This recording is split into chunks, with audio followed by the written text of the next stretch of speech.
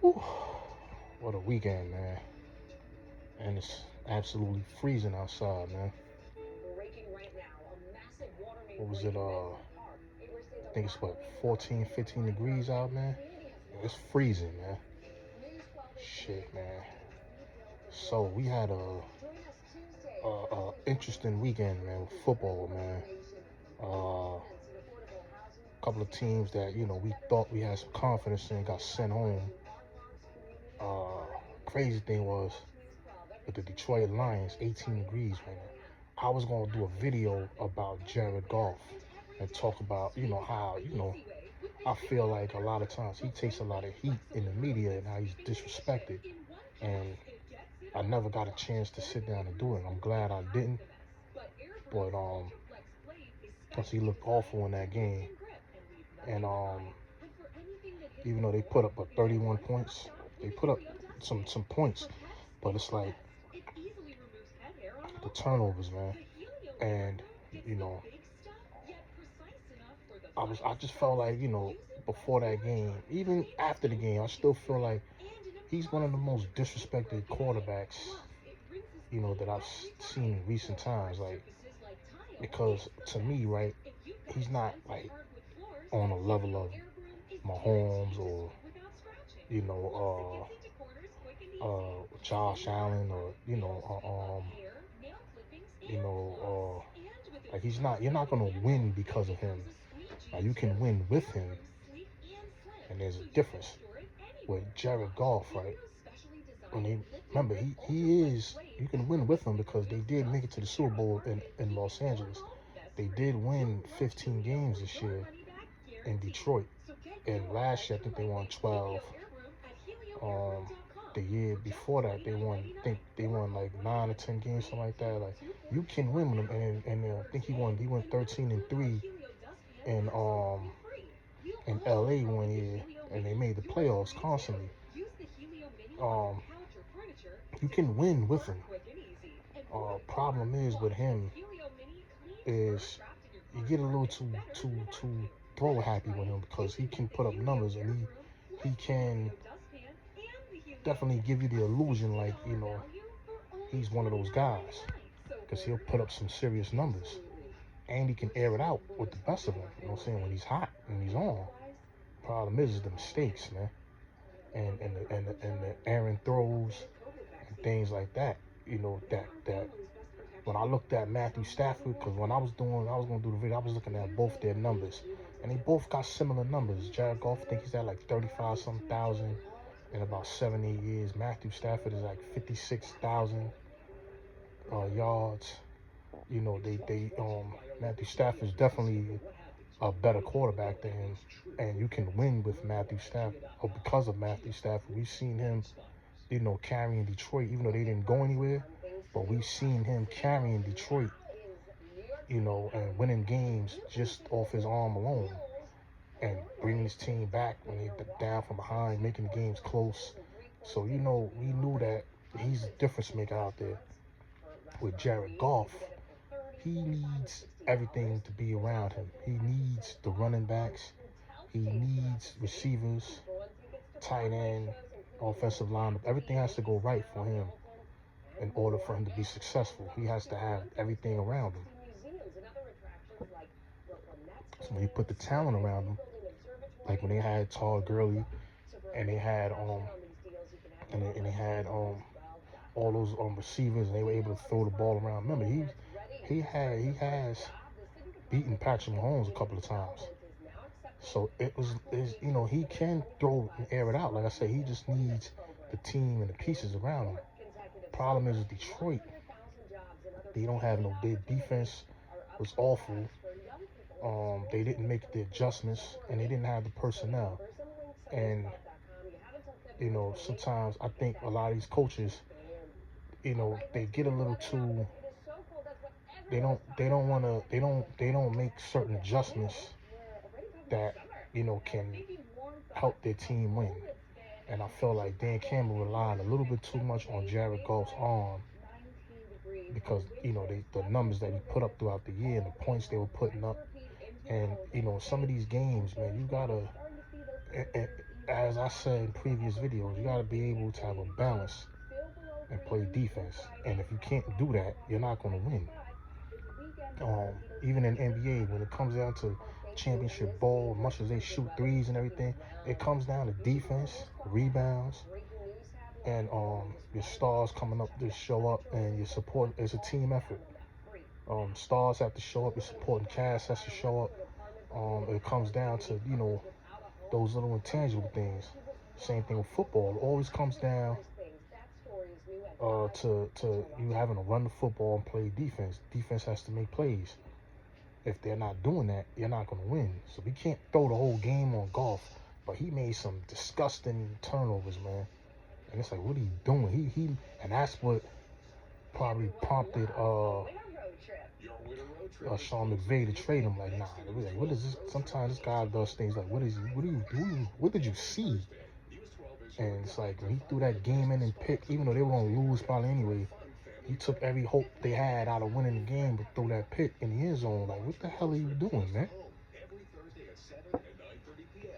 And that is because we look at Matthew Stafford numbers and his numbers, they're kind of similar. They both throw a lot of picks. They're gunslingers. Matthew Stafford, like I said, the difference is Matthew Stafford can rally a team. Because Jared Goff can and has the ability, but they're not going to win just because of him. He's not going to be able to do that game after game. Like Matthew Stafford, you give him a chance, you have a chance of winning at the end. Even though he didn't get it done against Philly, Philly has a better team. They have a more balanced team than they ran the football. LA ran it good, but they didn't have enough balance out there. Like I said, they're another team that gets too cute. And then they had the key fumble. That guy Williams or whatever, the running back, he fumbled the ball, I think, a couple of times. So those turnovers, like Shannon Sharp says, turnovers, man, turnovers, and that's what killed Detroit. When your defense is not 100% and they're not playing well, and they give up 45 points, you can't turn the football over. That's just something you can't do, and that cost them, man. They're just gonna have to, tighten up some areas, and they'll be back next year. They just gotta tighten up some areas. Rely more on the run, and take the ball out of Goff hands when it comes down to crunch time. Make sure that your running game is balanced, and you're running the football and control the clock. Something that Bill Parcells was a master at. And then we look at Lamar Jackson and the Ravens. Can't blame Lamar for losing that game. Mark Andrews, he fumbled and he dropped the ball over. Now Lamar did turn the football over twice. He threw an interception and he he fumbled the ball.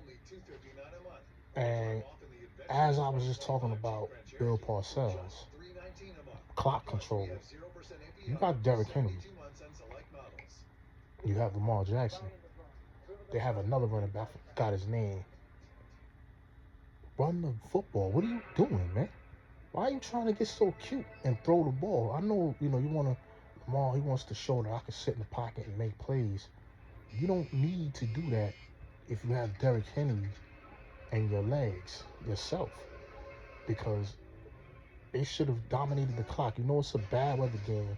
It's not gonna be a pretty game when you're playing in 0-degree weather, man, and it's snowing.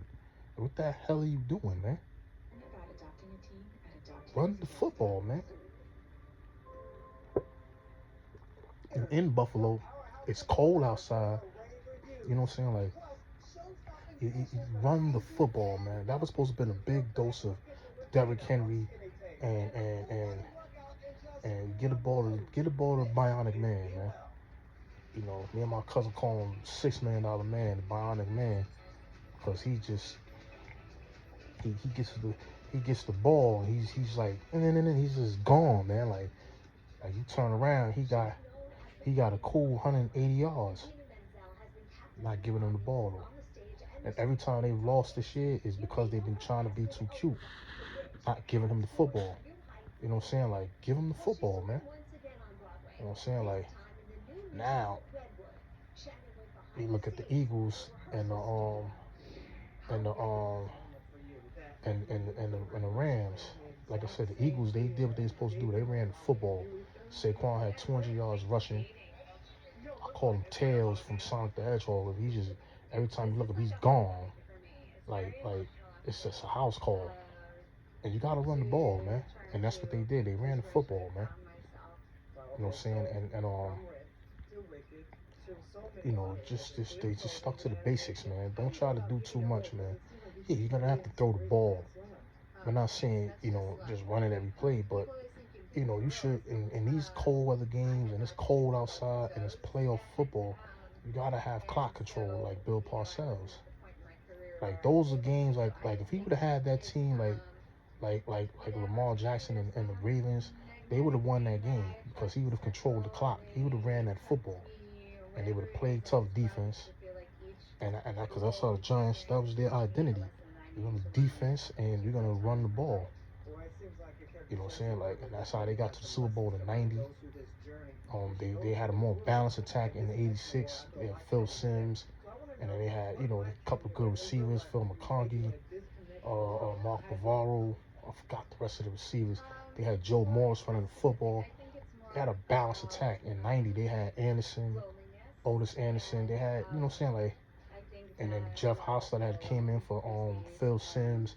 They didn't ask Hostetler to drop back and throw the ball 7,000 times. Yo, you're gonna run the football and you're gonna control the clock and you're gonna game manage. You're not gonna lose the game for us. His job is just not to lose the game. And you know, with Lamar Jackson, he tried to get too cute with him. You're in the red zone, and they got him in shotgun, and he ends up fumbling the fucking ball, and you know, and that cost him. You know what I'm saying? Like that cost him points right there. So it's like, come on, man. Like you don't, you know what I'm saying? Like you got those type of guys like Derrick Henry, those bruising backs. Give them the football, man. Kids, if he gets a couple of yards here and there. Then you had the other running back, like see, Parcells know how to use those backs. He would have those quick little twitchy backs. He'd put them on third down situations, screen plays, things like that. You know, he know how to get those guys the ball out in space. And that's what they should have been doing with the other guy. Get him the ball out in space so that he can, you know, gain yardage. And if he doesn't get a first down, it's second and short, third and short. Now you give Henry the ball or you give Lamar the ball. Lamar, you get, you know what I'm saying, you bootleg, whatever, you know, you drop back and then, you know, you do draw plays and you run. You know what I'm saying? You take off.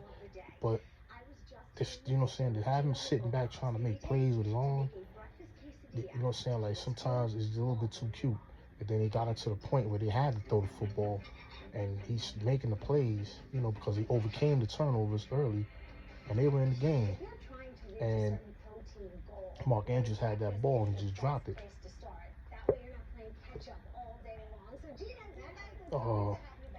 One media personality said it was a meltdown.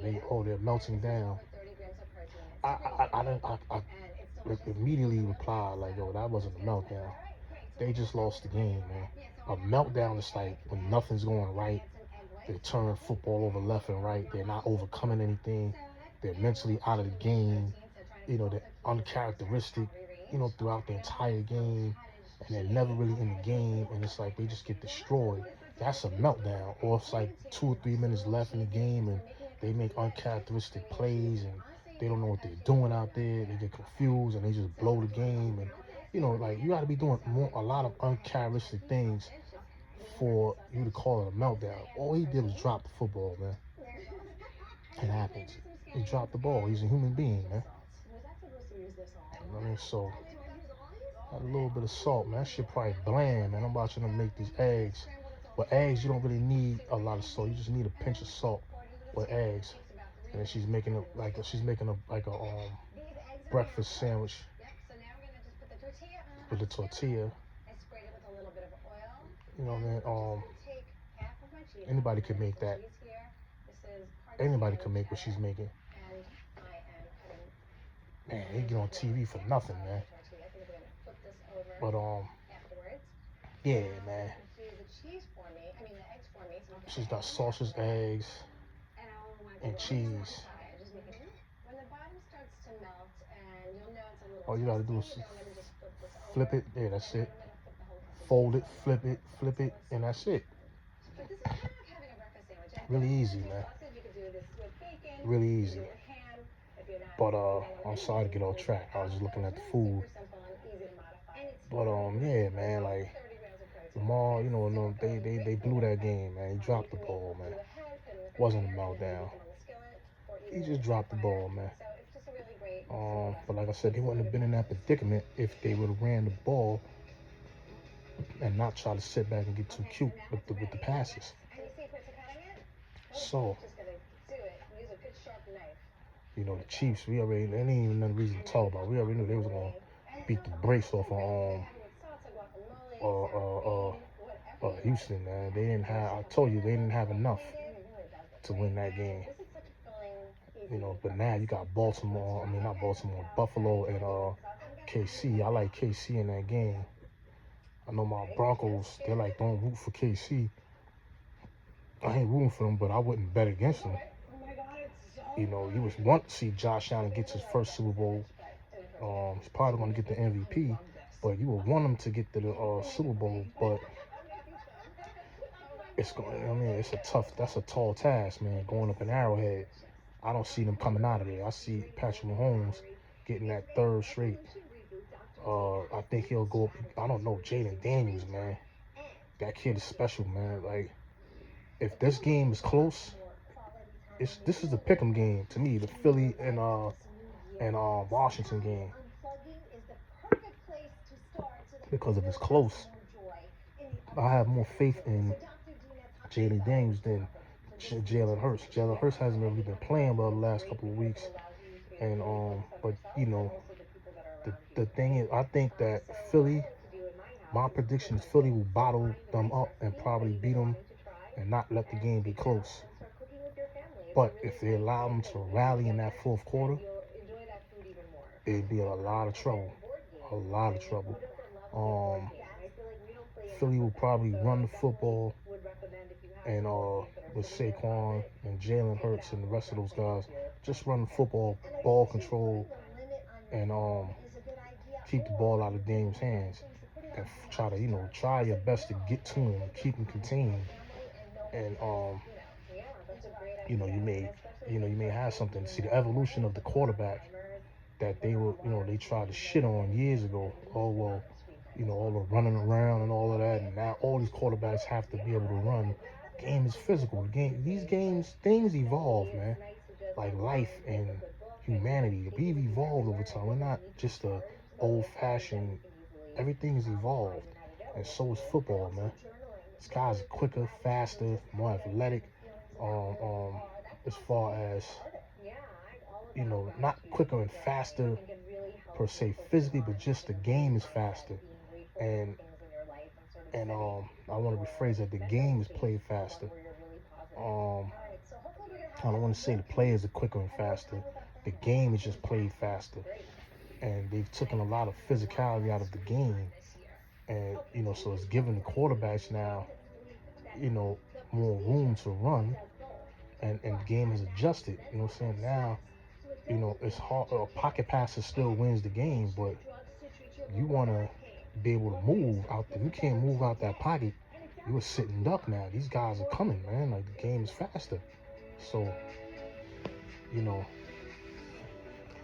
we'll see what happens, man. Jaden Daniels, like I said, they got to keep him in the pocket, man. And speaking of that, well,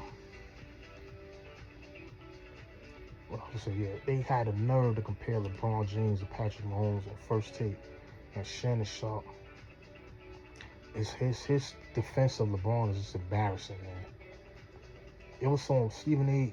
got to him today, to me, and then it was so bad they had to give Shannon Sharp a second go at it at the end of the show. Like, we just want to give you a chance to rebut or to get something on, because it was bad, man. It's like, it's not an argument, man. Like, this guy, man, like, Patrick Mahomes has dominated the NFL since he's been in the league.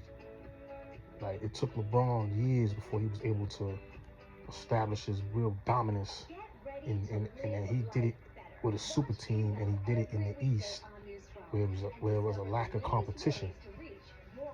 You know what I'm saying? Like, and when it came down to getting busy, you know, he done folded a few times. You know, and Patrick Mahomes never shied away from the moment. You know, Patrick Mahomes, when the game's on the line, he's at his best. And people see, and this is the thing with this LeBron shit. All he really got is longevity stats, man. He has the stats. When you break their game down itself, and you start talking about guys like Kobe and guys like Mike, Bird, Magic, like the skill set is different. These guys had, first of all, they impact the game way more effectively than LeBron. But LeBron impacted the game by changing the way the game is played, as far as on a negative scale, where he took the big man out the game. Big man, everybody's shooting threes. Where he's made guys perimeter players. And when you look at Kobe changed the game with his mentality, his Mamba mentality. It people love his mentality.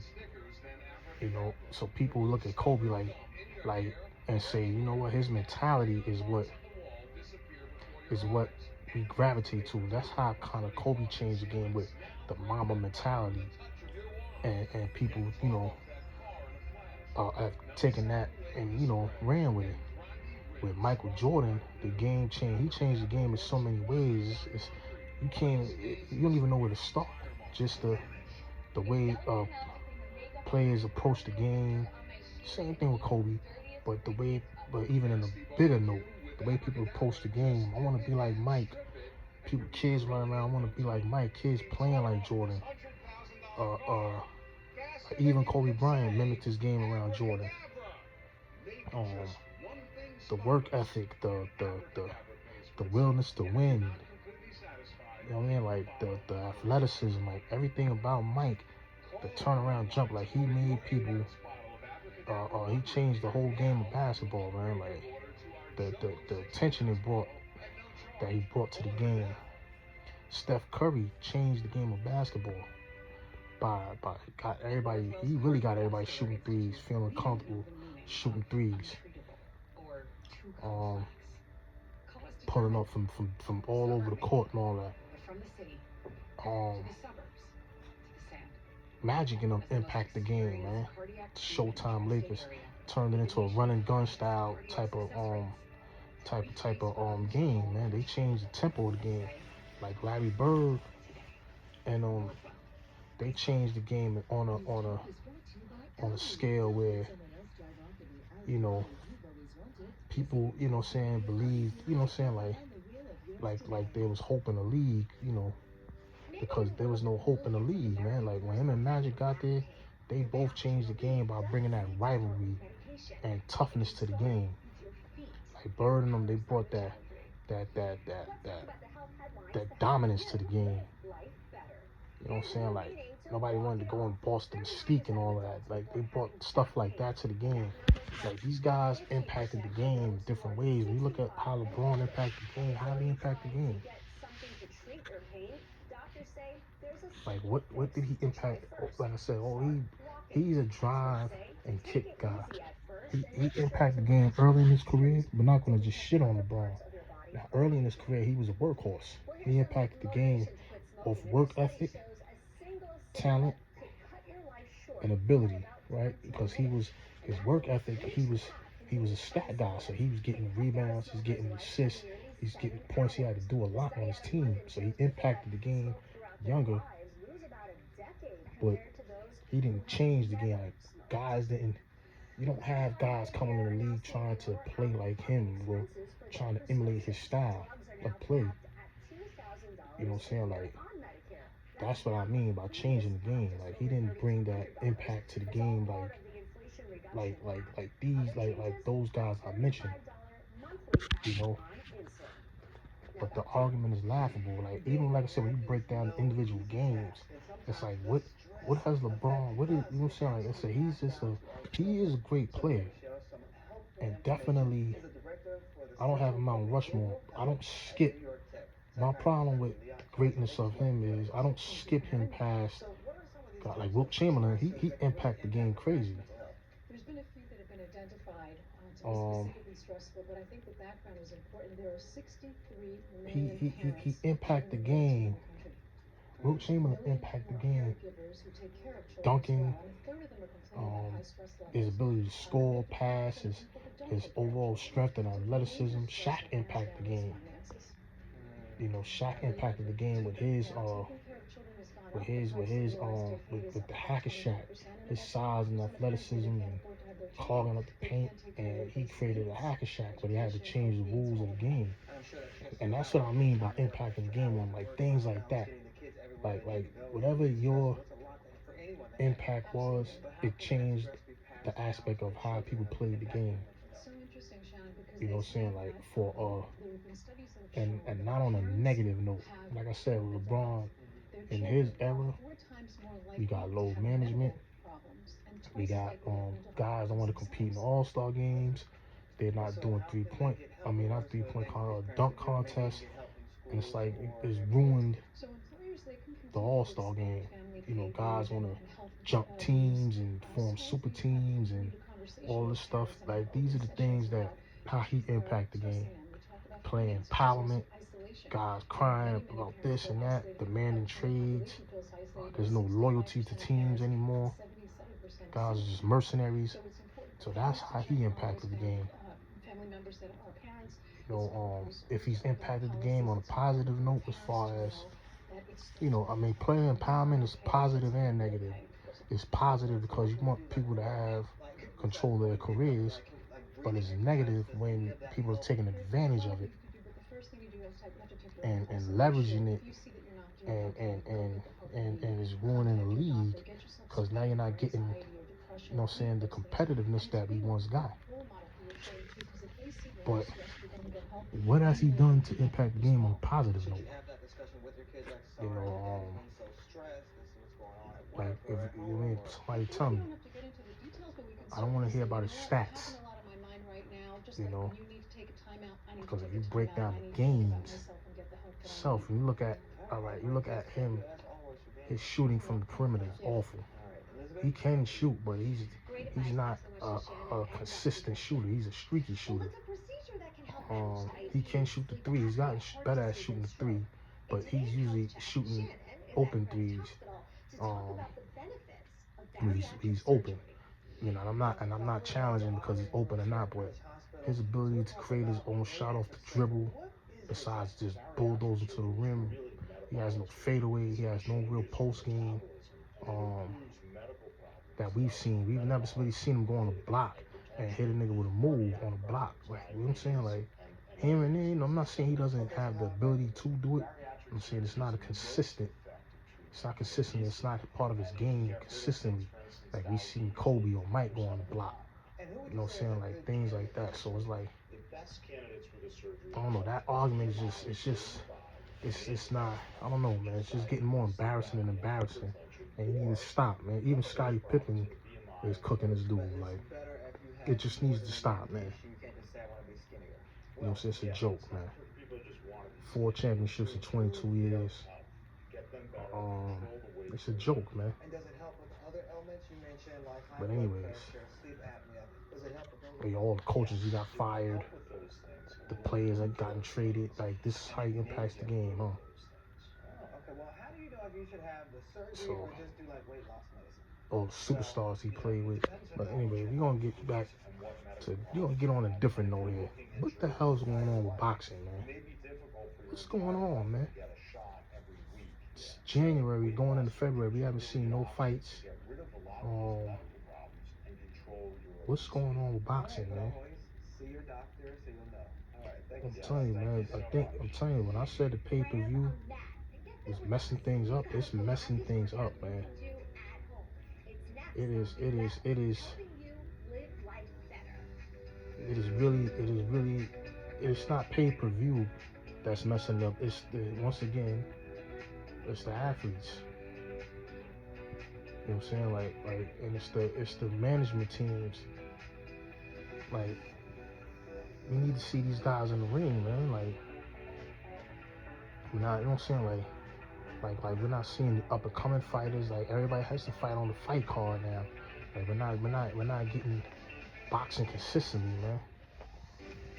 Everything has to be pay-per-view or some app, you know, and we're just not getting the fights like we used to, man.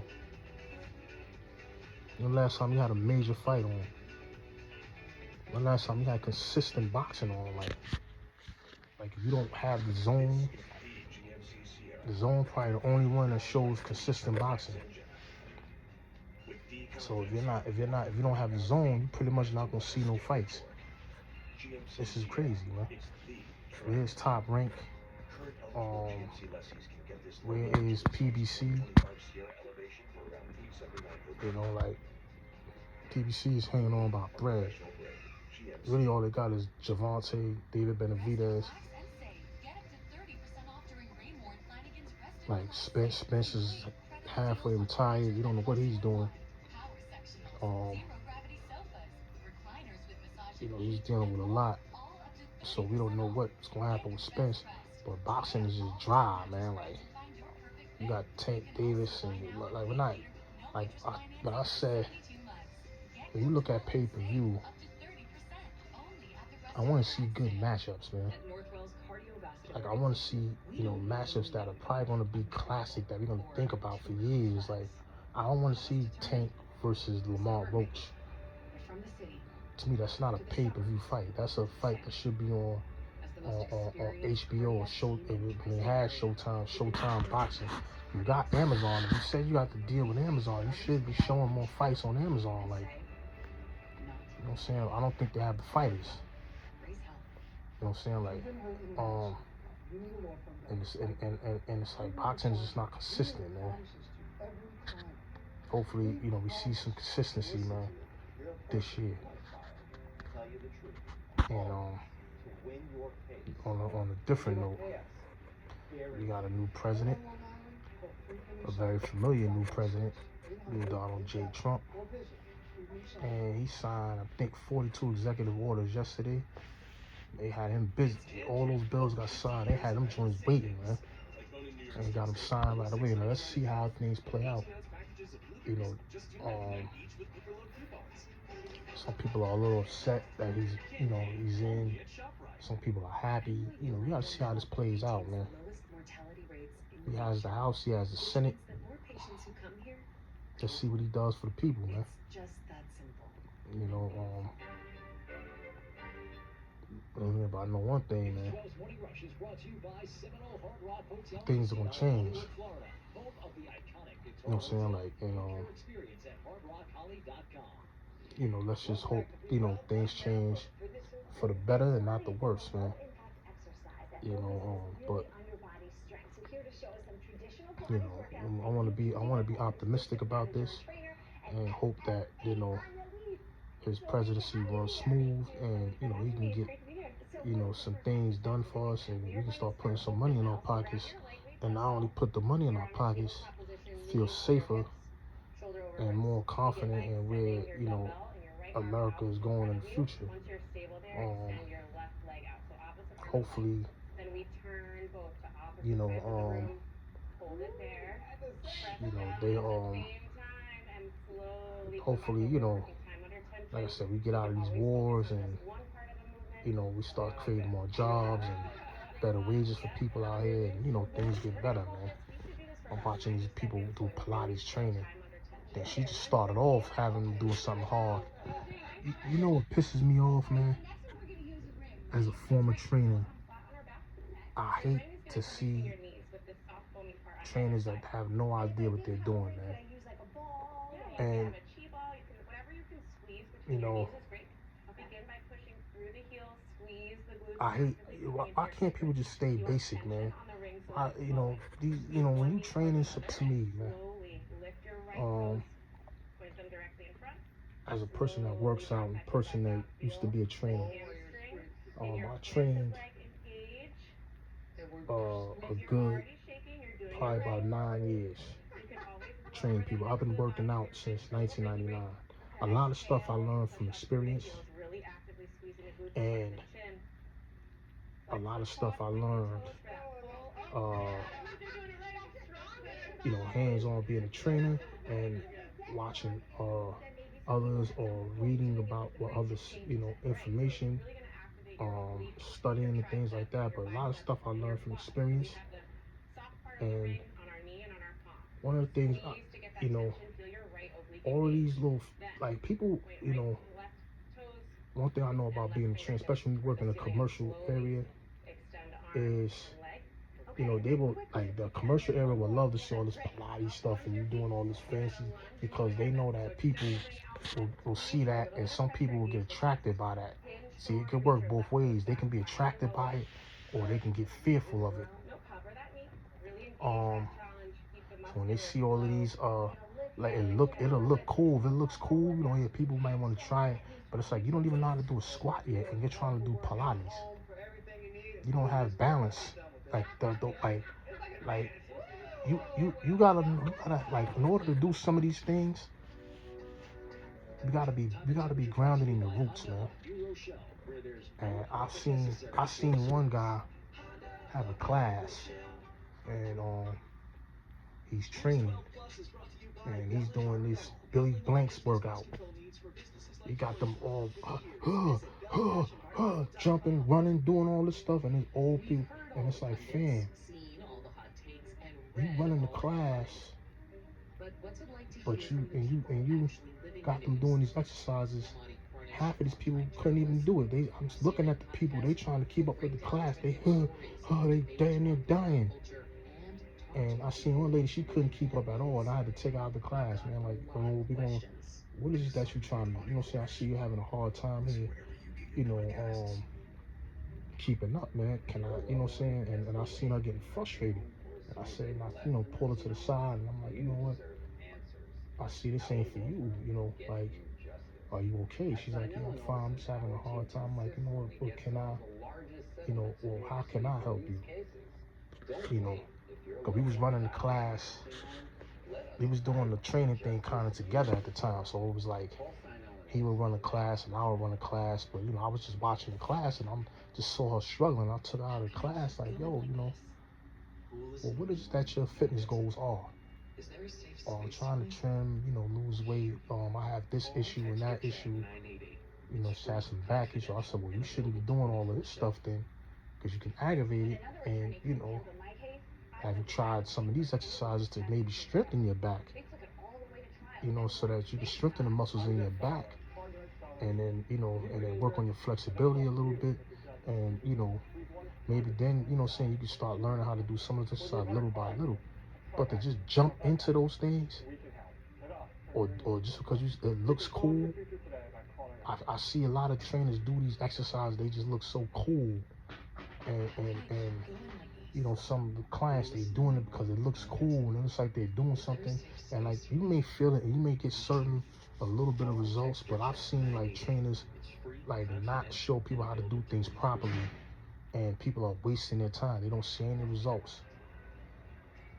And you speak to them, and I used to stay catching people, showing them, like, all right, well, maybe if you do it this way, like, say they doing leg lifts. Like, I seen somebody doing leg lifts earlier, and they're doing the leg lifts, they're just moving their leg up and down like that, but they're not really working their core the way they could be. You get what I'm saying? Like, I would have to demonstrate those exercises, show you what they were doing, and then show you the proper way how to do it, how to really, work your core.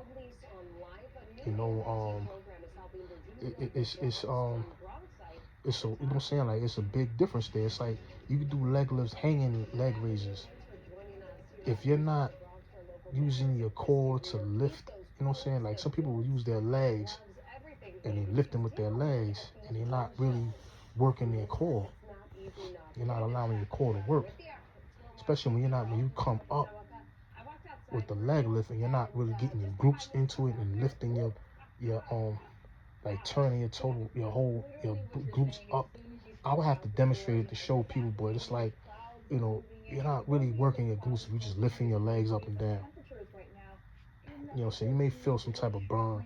You'll be able to do a whole lot of them like that. But if you do them the right way and come up and get your core into it, it's gonna hurt, and you're not gonna do as many as you think you is. It's like pull-ups.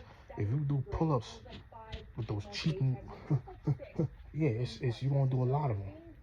The minute you start locking them arms out, using your lats and stuff to pull and not pulling with your whole body and all of that stuff, and it's a mechanic to it. And I had to learn a lot of mechanics.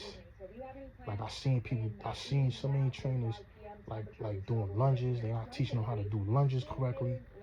They don't teach proper mechanics, man. And the mechanics is what's gonna get you the longevity and the results.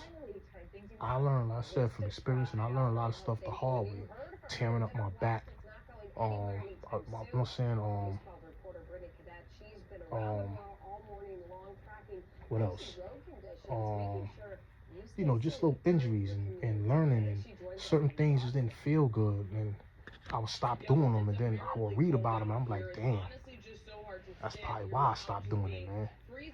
These exercises weren't really effective like that. They really serve no purpose, man. Um, you know, what you call them joints, kickbacks.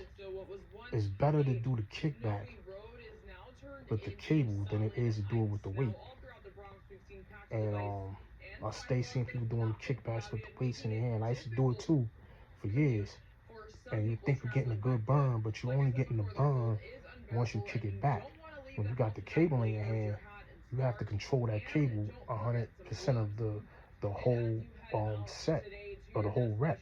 So when you pulling that cable down or you pulling it back doing the kickback, that cable's constantly in your hand, and that resistance is there. So it's gonna work the tricep more. You know, so the kickbacks, to me, I stopped doing them. They like became a waste of time, and I was doing them with heavy weights. 40s, 35s, 40s. But it's like, all right, it looked good, but they ain't really working. It's gonna work a little bit, but it ain't gonna really give you that horseshoe that you're looking for. The effectiveness of it. It's just saying, like squats. So many people they don't squat right. I seen somebody earlier in the gym. He got his legs mad wide, and you're not even in the bucket. You're not even going parallel. Like, there's a thing called quarter squats, but they saying it's a way to do quarter squats. It's a mechanic to do quarter squats. But I seen people do those squats where they stop, halfway in the squat, and it's like, damn, you putting a lot of pressure. The way they do it, it's like so much pressure on your knees. And then I've seen people trainers not train squat mechanic, like the mechanics of the squat. Like, I don't see them go over nothing. I've seen trainers sit on their phone and just give girls exercises, or have them doing the same exercises for 4 or 5 months. And like, these girls ain't seeing no real results. They're not. They showing them still the same. And then when you train with them one time, they be like, damn, I didn't know. Or, I mean, everybody gonna have something new when you train with them, but it's like, when you look at the mechanics, they be like, damn, this feel like I'm working something. Then when I was working with the other guy, I wasn't really feeling it like this. I was just moving. And that's what a lot of people are doing when they just moving. Mechanics don't provide. Even people that don't have training, I've seen people go in the gym and they don't really know what they're doing.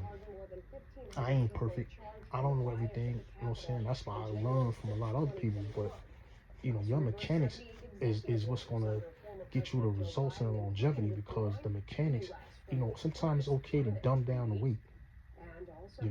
Dumb down the weight a little bit.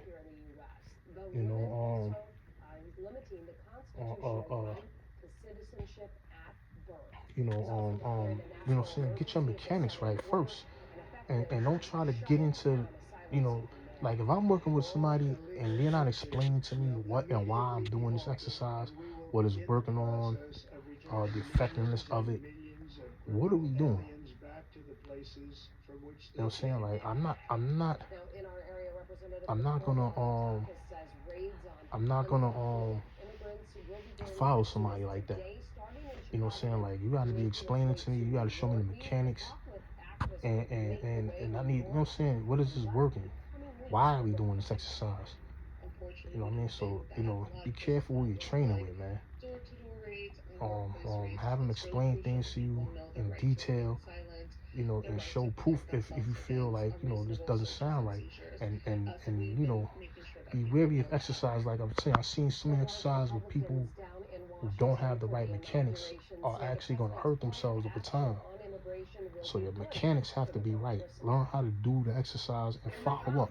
Don't just listen to a trainer tell you how to do an exercise. Follow up with what he's telling you, because you may see something different, or you may see it the exercise being performed totally different, and more effective. And now you can say, well, damn, well, this could possibly injure me. And it's like, damn, why am I doing it this way? I'm telling you, man, like, yo, shoulder presses, I see people's shoulders be this wide. Your shoulder should be in here. You should be pushing like you're raising a roof. So if I'm doing a shoulder press, my shoulder shouldn't be back here, and I'm pushing like now you put some weight there, you're gonna tear your shoulders up, man. One day I'm gonna go in the gym and demonstrate some of these exercises so that people can see. Like I can, because I can't really. It's hard for me to, just talk about, without showing you like the things I see people do in the gym, and how, it's like, damn, and you paying the guy. It's just frustrating because I know, because I used to be a trainer, and it's like you're paying somebody for a service and they're not even providing the right service to you, or not.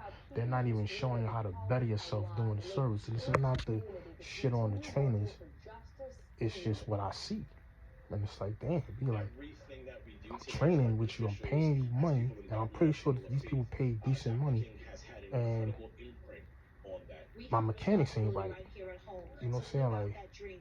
Like you're not, you know what I'm saying? That means you're not working on your craft. I started out as a working and learning from scratch, and learning on the fly. But what I did was I kept studying my craft. I said I need to perfect my own workouts, and and I started to learn how to work out for me. And that's another thing, learn how to work out for you, because everybody workout ain't for you. You take from people and you add it to your repertoire the way it fits you best, because it's your body, and it's your life. So you don't have to follow somebody's routine or whatever. You figure out once you get situated, and you figure out what you're doing, and you know what you're doing, you start to figure out your own routine in there that works for you, and just challenge yourself, and switch it up here and there, challenge yourself, but work out the way it fits you, not somebody else's workout. Because that right there, especially if you're following somebody that don't know what the hell they're doing, you're gonna get hurt, man. Or you're not gonna see a lot of results. What people fail to realize too is, in the beginning of your workouts, when you first start working out for beginners, you're gonna see a lot of results because your body's changing. It's adjusting, so you'll see results. It's when you start to, if you can keep yourself consistent and work out 2-3 years, that's when you're gonna have to start learning to make adjustments. And keep learning how to make adjustments and things like that. And know when and how to switch up, but you have to learn your body, and you have to work out. Like I said, once you figure things like that out, Work out the best way for you. Don't let people drag you into what they doing if it's not healthy for you. Anyways, man, let me get myself ready to get back out here in this cold. I'm gonna get back at y'all, man. Many Face Publishing. I'm out, man. Peace.